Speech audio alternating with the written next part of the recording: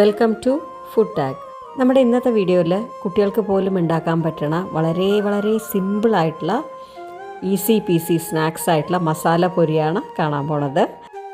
Healthy ആയിട്ടുള്ള ഈ ഒരു സ്നാക്സിനെ പൊരി മിക്സ്ചർ എന്നും പറയാറുണ്ട്. ചായക്കൊപ്പം അതുപോലെ ടി വി ഒക്കെ കണ്ടുകൊണ്ടിരിക്കുമ്പോൾ കറുപുറാന്ന് കഴിച്ചുകൊണ്ടേയിരിക്കും. അത്രയ്ക്ക് സൂപ്പറാട്ടോ.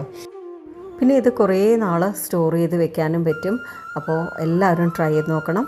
പിന്നെ നമ്മുടെ ഇതൊരു പുതിയ ചാനലാണ്, നിങ്ങളുടെ എല്ലാവരുടെയും സപ്പോർട്ട് കൂടെ ഉണ്ടാവണം.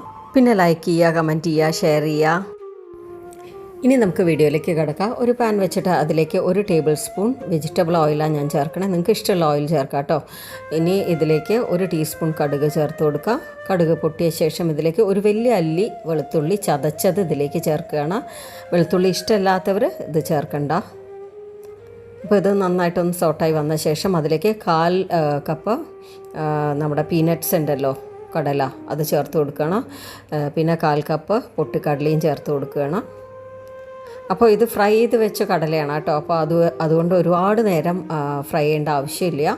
പൊട്ടിക്കടലയും ചെറുതായിട്ടൊന്ന് നന്നായിട്ടൊന്ന് ചൂടായി വന്നാൽ മതി. ഇനി ഇതിലേക്ക് 1/4 ടീസ്പൂൺ മഞ്ഞൾപ്പൊടി, 1 ടീസ്പൂൺ മുളക് പൊടി, 1/4 ടീസ്പൂൺ കായപ്പൊടിയും കൂടെ ചേർത്തിട്ട് നന്നായിട്ടൊന്ന് സോട്ട് ചെയ്ത് കൊടുക്കുക. അതിനുശേഷം ഇതിലേക്ക് ഞാനിവിടെ 3 കപ്പ് പൊരിയാണ് എടുത്തിരിക്കുന്നത്. അതും ഇതുപോലെ നന്നായിട്ട് മസാലകളൊക്കെ എല്ലായിടത്തും എത്തണ പോലെ നന്നായി കോട്ടാവണ പോലെ സോട്ട് ചെയ്തുകൊണ്ടിരിക്കണം. ഇപ്പോൾ ഈ സമയമൊക്കെ ഫ്ലെയിം ലോയിലാട്ടോ വെച്ചിരിക്കണത്.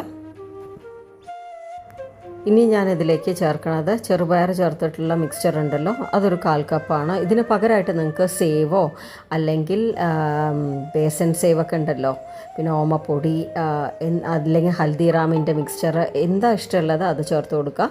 അതൊന്നും ഇല്ലാതെ പ്ലെയിനായിട്ട് നിങ്ങൾക്ക് കഴിക്കാം കേട്ടോ. അപ്പോൾ അതിന് ശേഷം ഞാനിവിടെ ഇതിലേക്ക് 1 ടീസ്പൂൺ ചാട്ട് മസാലയും കൂടെ ചേർത്തിട്ട് നന്നായിട്ട് സോട്ട് ചെയ്തെടുത്തിട്ടുണ്ട്. അപ്പോൾ നല്ല മുരുമുരാന്നായിട്ടുണ്ടെങ്കിൽ ഫ്ലെയിം ഓഫ് ചെയ്യുക. അപ്പോൾ അത്രയേ ഉള്ളൂ, നമ്മുടെ സൂപ്പർ ടേസ്റ്റി ആയിട്ടുള്ള മസാലപ്പൊരി റെഡി ആയിട്ടുണ്ട്. നല്ല എയർ ടൈറ്റ് ആയിട്ടുള്ള ഗ്ലാസ് ജാറിൽ ഇത് സൂക്ഷിച്ച് വെച്ച് കഴിഞ്ഞാൽ കുറേ നാൾ നമുക്കത് സ്റ്റോർ ചെയ്ത് വെക്കാൻ പറ്റും. ഇനി ഞാൻ വേറൊരു ടൈപ്പ് മസാലപ്പൊരി കൂടെ ഉണ്ടാക്കാറുണ്ട്. അത് സ്റ്റോർ ചെയ്ത് വെക്കാൻ പറ്റില്ല, അത് ഞാൻ മറ്റൊരു വീഡിയോയിൽ കാണിക്കാം കേട്ടോ. അപ്പോൾ എന്തായാലും എല്ലാവരും ഈ റെസിപ്പി ട്രൈ ചെയ്ത ശേഷം ഫീഡ്ബാക്ക് അറിയിക്കണം. അപ്പോൾ നമ്മുടെ ഈ ഒരു കുഞ്ഞു ചാനൽ സബ്സ്ക്രൈബ് ചെയ്യാൻ മറക്കല്ലേ. അതുപോലെ വീഡിയോസ് ഇഷ്ടമാവുകയാണെങ്കിൽ ഒന്ന് ലൈക്ക് ചെയ്യുക, ഫ്രണ്ട്സ് ഫാമിലിക്കൊക്കെ ഷെയർ ചെയ്ത് കൊടുക്കുക, കമൻറ്റ് ചെയ്യാൻ മറക്കരുത്. വീഡിയോസ് വാച്ച് ചെയ്ത എല്ലാവർക്കും താങ്ക് യു.